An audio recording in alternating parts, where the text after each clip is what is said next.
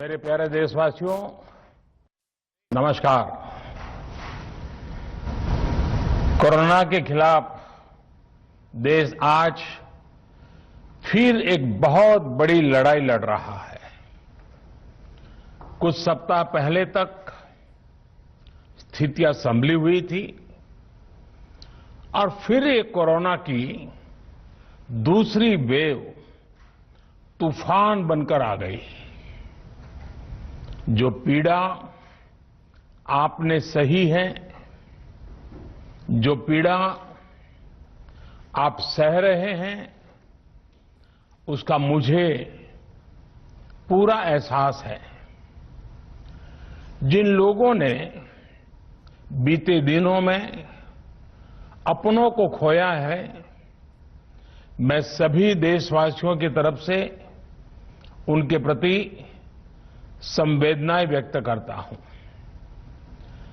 परिवार के एक सदस्य के रूप में मैं आपके दुख में शामिल हूं।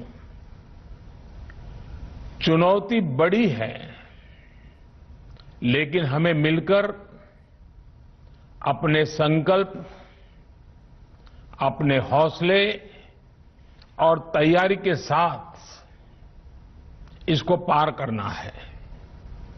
साथियों, अपनी बात को विस्तार देने से पहले मैं देश के सभी डॉक्टरों, मेडिकल स्टाफ, पैरामेडिकल स्टाफ, हमारे सभी सफाई कर्मचारी भाई बहन, हमारे एम्बुलेंस के ड्राइवर्स, हमारे सुरक्षा बल, पुलिसकर्मी, सभी की सराहना करूंगा। आपने कोरोना की पहली वेव में भी अपना जीवन दांव पर लगाकर लोगों को बचाया था।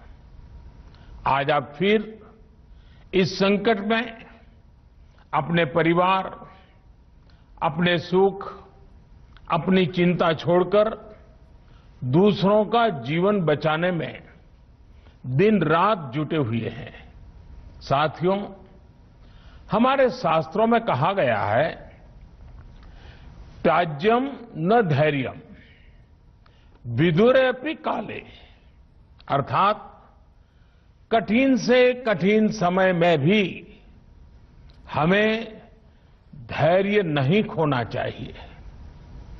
किसी भी परिस्थिति से निपटने के लिए हम सही निर्णय लें, सही दिशा में प्रयास करें, तभी हम विजय हासिल कर सकते हैं। इसी मंत्र को सामने रखकर आज देश दिन रात काम कर रहा है। बीते कुछ दिनों में जो फैसले लिए गए हैं, जो कदम उठाए गए हैं, वो स्थिति को तेजी से सुधारेंगे। इस बार कोरोना संकट में देश के अनेक हिस्से में ऑक्सीजन की डिमांड बहुत ज्यादा बढ़ी है। इस विषय पर तेजी से और पूरी संवेदनशीलता के साथ काम किया जा रहा है।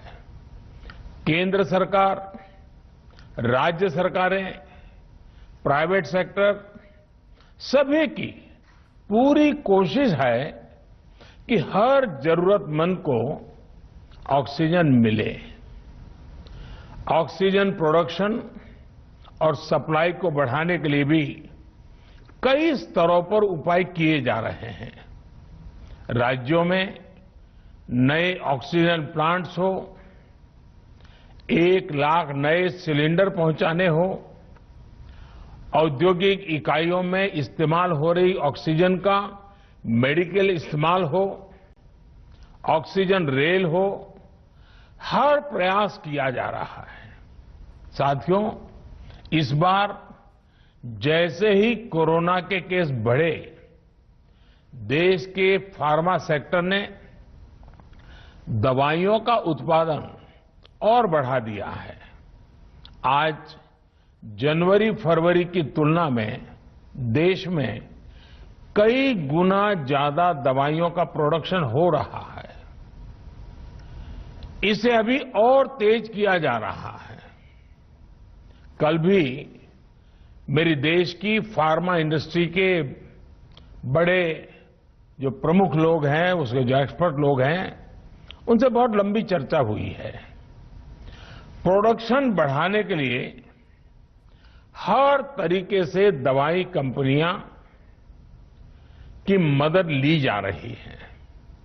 हम सौभाग्यशाली हैं कि हमारे देश के पास इतना बड़ा मजबूत फार्मा सेक्टर है जो बहुत अच्छी और तेजी से दवाइयां बनाता है। इसके साथ ही अस्पतालों में बेड की संख्या को बढ़ाने का भी काम तेजी से चल रहा है। कुछ शहरों में ज्यादा डिमांड को देखते हुए विशेष और विशाल कोविड हॉस्पिटल बनाए जा रहे हैं। साथियों, पिछले वर्ष जब देश ने कोरोना के कुछ ही मरीज सामने आए थे, उसी समय भारत में कोरोना वायरस के खिलाफ प्रभावी वैक्सीन के लिए काम शुरू कर दिया था। हमारे वैज्ञानिकों ने दिन रात एक करके बहुत कम समय में देशवासियों के लिए वैक्सीन विकसित की हैं। आज दुनिया की सबसे सस्ती वैक्सीन भारत में है। भारत की कोल्ड चेन व्यवस्था के अनुकूल वैक्सीन हमारे पास है। इस प्रयास में हमारे प्राइवेट सेक्टर ने इनोवेशन और एंटरप्राइज की भावना का बेहतरीन प्रदर्शन किया है। वैक्सीन की अप्रूवल्स और रेगुलेटरी प्रोसेसेस को फास्ट ट्रैक पर रखने के साथ ही सभी साइंटिफिक और रेगुलेटरी मदद को बढ़ाया गया है। यह एक टीम एफर्ट है जिसके कारण हमारा Bharat 2 made in India vaccine के साथ दुनिया का सबसे बड़ा टीकाकरण अभियान शुरू कर पाया। टीकाकरण के पहले चरण से ही गति के साथ ही इस बात पर जोर दिया गया कि ज्यादा से ज्यादा क्षेत्रों तक, जरूरतमंद लोगों तक वैक्सीन पहुंचे। दुनिया में सबसे तेजी से भारत में पहले 10 करोड़, फिर 11 करोड़ और अब 12 करोड़ वैक्सीन डोज दिए गए हैं। आज कोरोना से इस लड़ाई में हमें हौसला मिलता है कि हमारे health care workers, frontline corona warriors और सीनियर सिटीजन्स के एक बड़े हिस्से को वैक्सीन का लाभ मिल चुका है। साथियों, कल ही वैक्सीन को लेकर हुए एक और अहम फैसला भी हमने किया है। 1 मई के बाद से 18 वर्ष के ऊपर के किसी भी व्यक्ति को वैक्सीनेट किया जा सकेगा। अब भारत में जो वैक्सीन बनेगी उसका आधा हिस्सा सीधे राज्यों और अस्पतालों को भी मिलेगा। इस बीच गरीबों, बुजुर्गों, निम्न मध्यम वर्ग के लोग, 45 वर्ष की आयु के ऊपर के व्यक्तियों के लिए केंद्र सरकार का जो वैक्सीन कार्यक्रम चल रहा है वो भी उतनी ही तेजी से जारी रहेगा। पहले की तरह ही सरकारी अस्पतालों में मुफ्त वैक्सीन मिलती रहेगी, जिसका फायदा, जैसा मैंने कहा, हमारे गरीब परिवार हो, हमारे मध्यम वर्ग, निम्न मध्यम वर्ग के परिवार हो, वो उनका लाभ उठा सकेंगे। साथियों, हम सभी का प्रयास जीवन बचाने के लिए है, और जीवन बचाने के लिए तो है ही, प्रयास से भी ये है कि आर्थिक गतिविधियां और आजीविका कम से कम प्रभावित हो। प्रयास का तरीका यही रखा जाए। वैक्सीनेशन को 18 वर्ष की आयु के ऊपर के लोगों के लिए ओपन करने से शहरों में जो हमारे वर्कफोर्स है उसे तेजी से वैक्सीन उपलब्ध होगी। राज्यों और केंद्र सरकार के प्रयासों से श्रमिकों को भी तेजी से वैक्सीन मिले लगेगी। मेरा राज्य प्रशासन से आग्रह है कि वो श्रमिकों का भरोसा जगाए रखे। उनसे आग्रह करें कि वो जहां है वहीं रहे। राज्यों द्वारा दिया गया ये भरोसा उनकी बहुत मदद करेगा कि वो जिस शहर में है वहीं पर अगले कुछ दिनों में वैक्सीन भी लगेगी और उनका काम भी बंद नहीं होगा। साथियों, पिछली बार जो परिस्थितियां थी वो अभी से काफी भिन्न थी। तब हमारे पास इस वैश्विक महामारी से लड़ने के लिए कोरोना स्पेसिफिक मेडिकल इंफ्रास्ट्रक्चर नहीं था। आप याद करिए देश की क्या स्थिति थी। कोरोना टेस्टिंग के लिए पर्याप्त लैब नहीं, पीपीई का कोई प्रोडक्शन नहीं, हमारे पास इस बीमारी के ट्रीटमेंट के लिए कोई खास जानकारी भी नहीं। लेकिन बहुत ही कम समय में हमने इन चीजों में सुधार किया। आज हमारे डॉक्टरों ने कोरोना के इलाज की बहुत ही अच्छी एक्सपर्टीज हासिल कर ली है। वो ज्यादा से ज्यादा जीवन बचा रहे हैं। आज हमारे पास बड़ी मात्रा में पीपीई किट्स हैं, लैब्स का बड़ा नेटवर्क है और हम लोग टेस्टिंग की सुविधा को निरंतर बढ़ा रहे हैं। साथियों, देश ने कोरोना के खिलाफ अब तक बहुत मजबूती से और बहुत धैर्य से लड़ाई लड़ी है। इसका श्रेय आप सभी को, सभी देशवासियों को ही जाता है। अनुशासन और धैर्य के साथ कोरोना से लड़ते हुए आप देश को यहां तक लाए हैं। मुझे विश्वास है जन भागीदारी की ताकत से हम कोरोना के इस तूफान को भी परास्त कर पाएंगे। आज हम अपने चारों ओर देख रहे हैं कि कैसे कई लोग, कई सामाजिक संस्थाएं जरूरतमंदों तक मदद पहुंचाने में दिन रात जुटे हैं। दवाई पहुंचाना हो, खाने या रहने की व्यवस्था करनी हो, लोग पूरे मनोयोग के साथ काम कर रहे हैं। मैं इन सभी के सेवा भाव को आदरपूर्वक नमन करता हूं और देशवासियों से अपील करता हूं कि अधिक से अधिक मात्रा में इस संकट की घड़ी में देशवासी आगे आएं और जरूरतमंदों तक मदद पहुंचाएं। समाज के पुरुषार्थ और सेवा के संकल्प से ही हम ये लड़ाई जीत पाएंगे। मेरा युवा साथियों से अनुरोध है कि वो अपनी सोसाइटी में, मोहल्ले में, अपार्टमेंट्स में छोटी छोटी कमेटियां बनाकर कोविड अनुशासन पालन करवाने में मदद करें। हम ऐसा करेंगे तो सरकारों को न कभी कंटेनमेंट जोन लगाने की जरूरत पड़ेगी, न कर्फ्यू लगाने की जरूरत पड़ेगी और लॉकडाउन का तो सवाल ही नहीं उठता है, आवश्यकता ही नहीं पड़ेगी।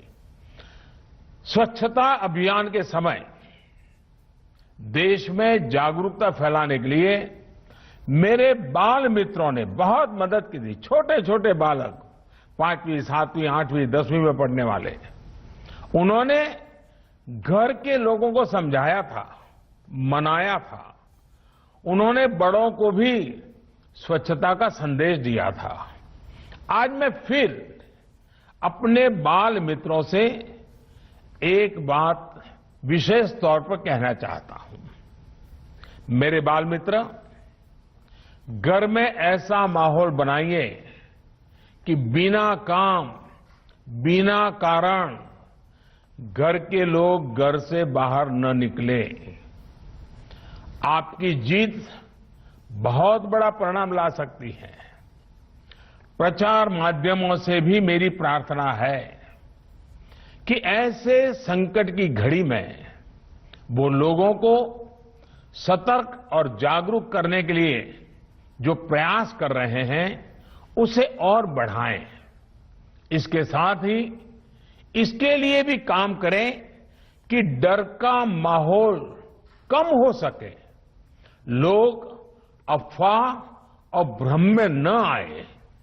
साथियों, आज की स्थिति में हमें देश को लॉकडाउन से बचाना है। मैं राज्यों से भी अनुरोध करूंगा कि वो लॉकडाउन को अंतिम विकल्प के रूप में ही इस्तेमाल करें। लॉकडाउन से बचने की भरपूर कोशिश करनी है और माइक्रो कंटेनमेंट जोन पर ही ध्यान केंद्रित करना है। हम अपनी अर्थव्यवस्था की सेहत भी सुधारेंगे और देशवासियों की सेहत का भी ध्यान रखेंगे। साथियों, आज नवरात्रि का आखिरी दिन है। कल रामनवमी है और मर्यादा पुरुषोत्तम श्री राम का हम सभी को यही संदेश है कि हम मर्यादाओं का पालन करें। कोरोना के इस संकट काल में कोरोना के बचने के जो भी उपाय है, कृपया करके उनका पालन 100% करिए।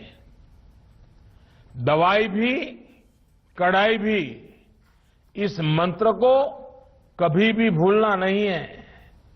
ये मंत्र जरूरी है, वैक्सीन के बाद भी जरूरी है। रमजान के पवित्र महीने का भी आज 7वां दिन है। रमजान हमें धैर्य, आत्मसंयम और अनुशासन की सीख देता है। कोरोना के खिलाफ जंग जीतने के लिए अनुशासन भी, उसकी भी उतनी ही जरूरत है। जब जरूरी हो तभी बाहर निकले। कोविड अनुशासन का पूरा पालन करें।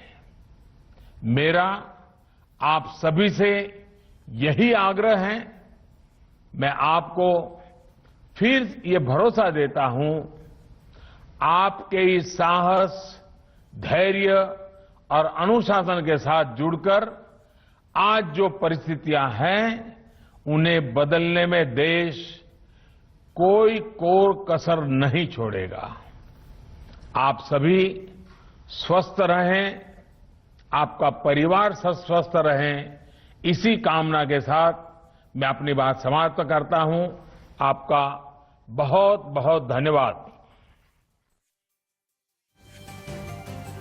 प्रधानमंत्री नरेंद्र मोदी संबोधन कर रहे थे देश के नाम। उन्होंने साफ कहा कि बदलाव बहुत से आए हैं। पिछली बार जो हालात थे और आज की जो स्थिति है, पिछली बार लैब नहीं थी, हमारे पास पीपीई किट नहीं थी, हमारे पास तमाम तरह के कोविड से निपटने के उपाय नहीं थे, लेकिन आज स्थितियां हमने बदल कर रख दी हैं। आज हमारे पास वैक्सीन भी है, हमारे पास लैब भी है, हमारे पास पीपीई किट भी है, हमारे पास वेंटिलेटर्स भी बड़ी संख्या में मौजूद हैं।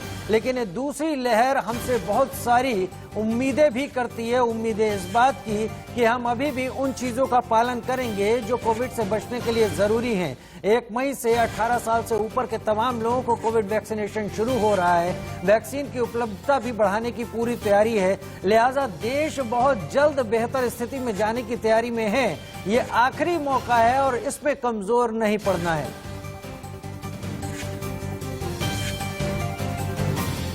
प्रधानमंत्री ने कहा लॉकडाउन देश के लिए अंतिम विकल्प की तरह है। लॉकडाउन के बारे में हम नहीं सोच रहे, हमें देश को लॉकडाउन से ही बचाना है। हम चाहते हैं कि देश फले फूले, आगे बढ़े और कोरोना से मुकाबला भी करे। लॉकडाउन देश के लिए अंतिम विकल्प के रूप में ही है। युवा कोविड गाइडलाइन का पालन करवाएं, तमाम युवाओं से उन्होंने अपील की। इसके लिए युवा छोटी छोटी कमेटियां तक बनाएं, मिलजुल के करें, क्योंकि एक को कोविड हो रहा है तो वो सबको अपनी गिरफ्त में ले रहा है। लिहाजा हम सबको एक होना पड़ेगा, हम सबको एक साथ खड़ा होना होगा। लॉकडाउन को लेकर प्रधानमंत्री ने साफ किया कि देश के लिए अंतिम विकल्प ही लॉकडाउन है।